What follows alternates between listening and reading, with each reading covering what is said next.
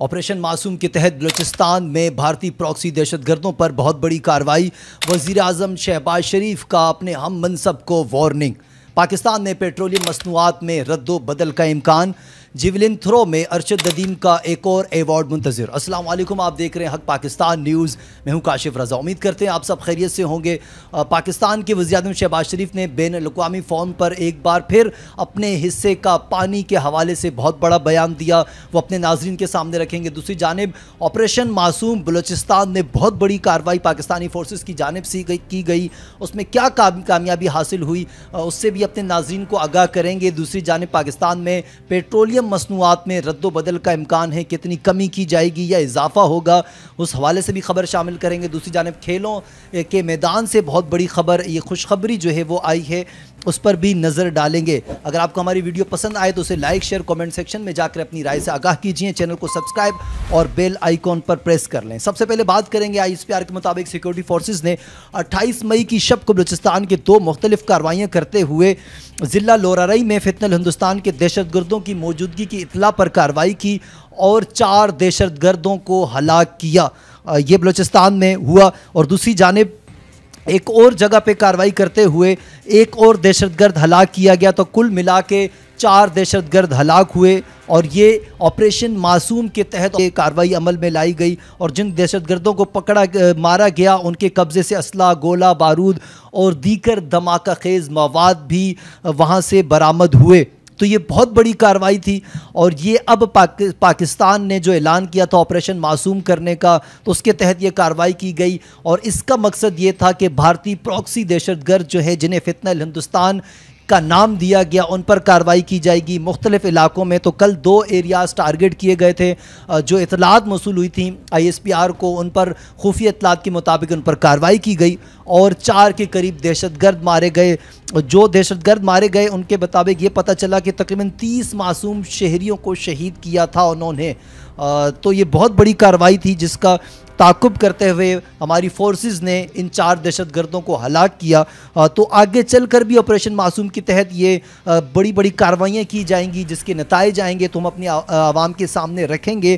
تو ہم سیلوٹ پیش کریں گے اپنی فورسز کو کہ جو بلوچستان میں امن قائم کرنے کے لیے ان آپریشن لانچ کی، آپریشن معصوم، اور اس کی کارروائیاں چل رہی ہیں۔ دوسری جانب شمالی وزیرستان میں سیکیورٹی فورسز اور دہشت گردوں کے درمیان جھڑپیں ہوئیں، جس میں تقریباً ہمارے 4 نوجوان جو ہیں وہ شہید ہوئے، جن میں ایک لیفٹیننٹ دانیال اسماعیل صاحب بھی شامل تھے، اور اس کے علاوہ نائب صوبیدار کاشف رضا، نائب فیاقت علی اور سپاہی محمد حمید نے جامِ شہادت نوش کیا۔ تو یہ افسوسناک خبر آئی شمالی وزیرستان سے، جہاں پر دہشت گردوں کے درمیان جھڑپیں ہوئیں، دہشت گردوں کو واصل جہنم کیا، لیکن اسی دوران ہمارے 4 جوان بھی شہید ہوئے۔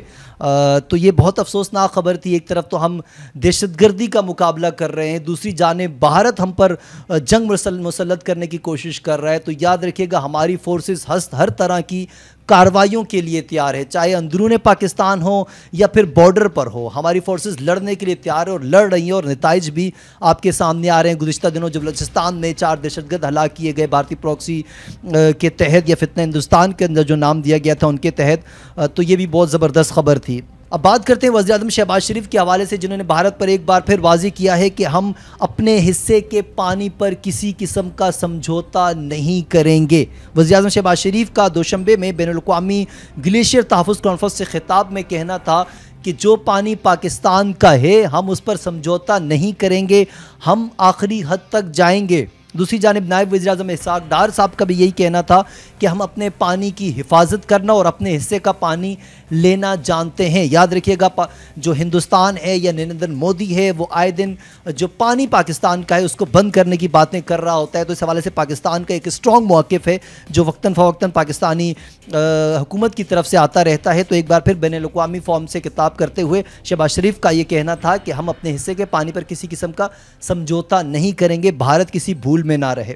بات کرتے ہیں اولمپکس میدان کی۔ جنوبی کوریا میں ایشین ایتھلیٹس کی جیولن تھرو کو کوالیفائنگ راؤنڈ کے گروپ اے میں پہلی باری میں ارشد ندیم نے 86.34 کی سب سے لمبی تھرو کر کے فائنل کے لیے کولیفائی کر لیا ہے۔ تو ارشد ندیم صاحب نے قوم کے نام پیغام بھی جاری کیا کہ فائنل کے لیے دعاؤں کی درخواست کی کہ ہمارے لیے دعا کی جائے تاکہ میں یہ فائنل جیت سکوں۔ خیال رہے کہ ارشد ندیم نے آج تک ایشین ایتھلیٹس چیمپئن شپ کا کوئی بھی میڈل حاصل نہیں کیا، تو اگر یہ فائنل وہ جیتتے ہیں تو یہ ان کا فرسٹ میڈل ہوگا، تو ان کے لیے بھی دعا کریں۔ بہت مبارکباد ہماری پوری ٹیم کی جانب سے ارشد ندیم صاحب کو، اور ہماری ہوپ اور خواہشات یہی ہیں کہ یہ فائنل جیت کر پاکستان کا پرچم بلند کریں۔ اب بات کر لیتے ہیں پیٹرولیم مصنوعات کے حوالے سے۔ 1 جون سے پیٹرولیم مصنوعات کی قیمتوں میں رد و بدل کا امکان ہے۔